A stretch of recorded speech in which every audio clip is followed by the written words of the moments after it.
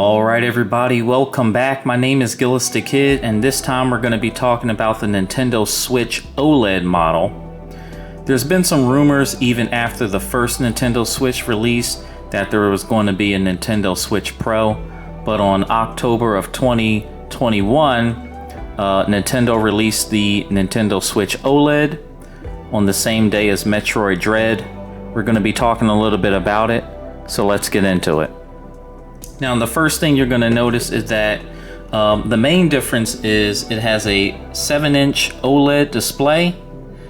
So it's a little bit bigger than the original display. And then these are the Joy-Cons that come in the box. Now, Joy-Cons, they always experience like Joy-Con drift. So you might want to actually invest in a Nintendo Switch Pro controller. We'll get to that in a second though. You also get these lanyards here.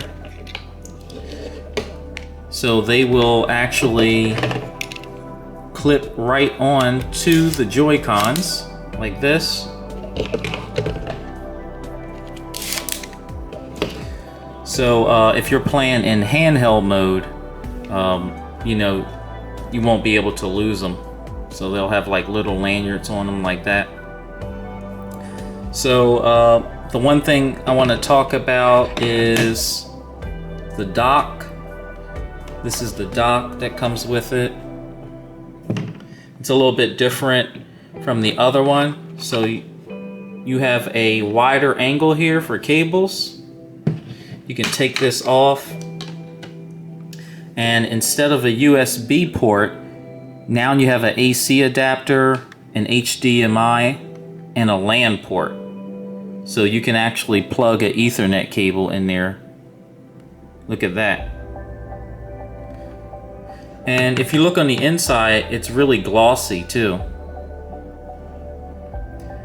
You get a little bit more room when the Switch is in dock mode.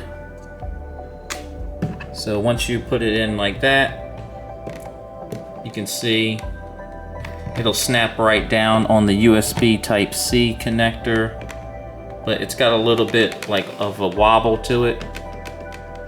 You might want to get a screen protector too. So yeah, let's put the Joy-Cons on.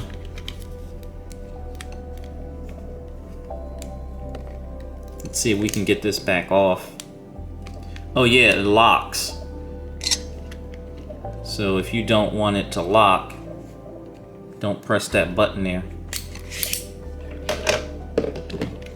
Yep, so there's a button in the back right here too. You can press it, and then you can just like slide it back off.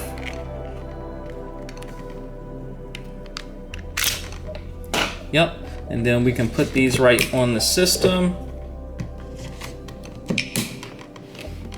There you go. That's how it's gonna look. So this is how the console looks in dock mode. You also get a HDMI cable. There's a power adapter that also comes in a box. It's got a USB Type-C. So we're gonna take it out of dock mode. We'll take a look at exactly what's different on here. So as you can see, it is bigger. Now it has 64 gigs of internal storage. The original had 32, and you can get these SD cards that looks like this.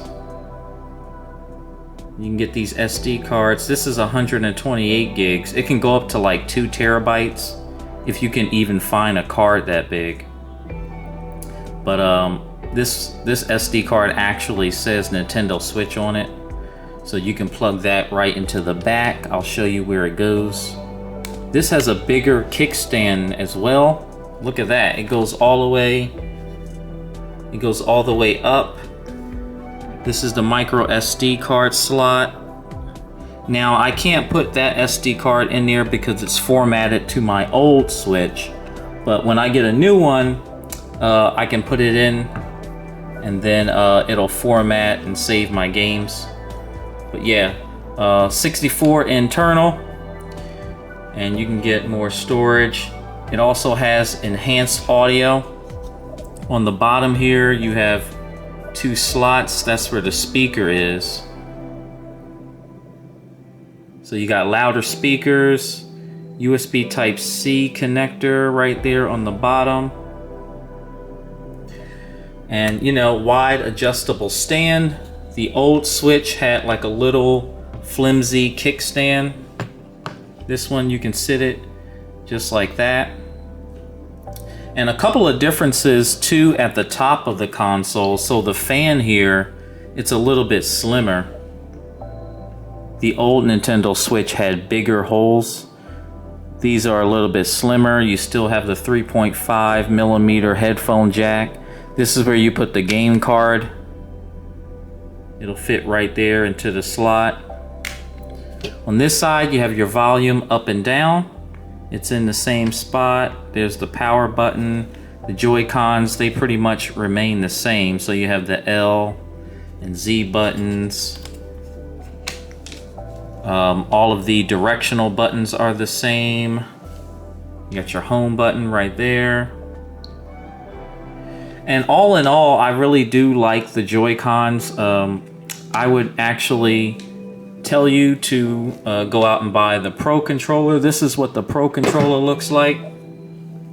It's really nice. It has a really good dedicated directional pad right here.